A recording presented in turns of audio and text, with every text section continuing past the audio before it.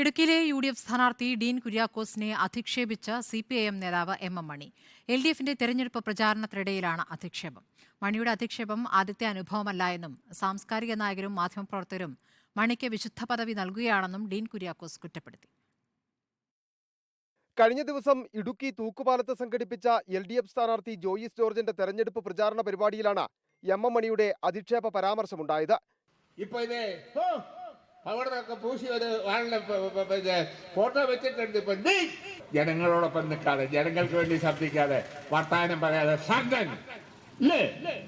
ഇനിയും വന്നിരിക്കുക. ഞാൻ ഇപ്പൊ ഉണ്ടാക്കാം ഒലത്താവെന്നും പറഞ്ഞു.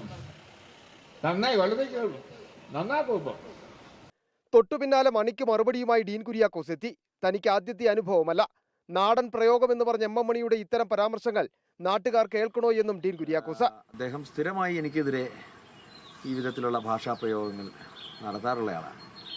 നാടൻ പ്രയോഗങ്ങൾ നടത്തുന്നു എന്ന് പറഞ്ഞുകൊണ്ട് എം മണി പറയുന്ന മുഴുവൻ പൊലയാട്ടുകളും നാട്ടിലുള്ള മുഴുവൻ ആളുകളും കേട്ടുകൊള്ളണം എന്നുള്ളതാണ് കേരളത്തിലെ സാംസ്കാരിക നായകരുടെയും മാധ്യമപ്രവർത്തകരുടെയും സ്ഥിരമായിട്ടുള്ള ഒരു ശൈലി. അതേസമയം UDF സ്ഥാനാർത്ഥി ഡീൻ കുര്യാക്കോസിനെതിരെയുള്ള മണിയുടെ അധിക്ഷേപ പരാമർശം തെരഞ്ഞെടുപ്പ് പ്രചാരണത്തിൽ ഇടതുപക്ഷത്തിനെതിരെ ഉപയോഗിക്കുവാനാണ് UDFന്റെ നീക്കം. Reporter Sandeep Rajakkad, in reporter, Idukki.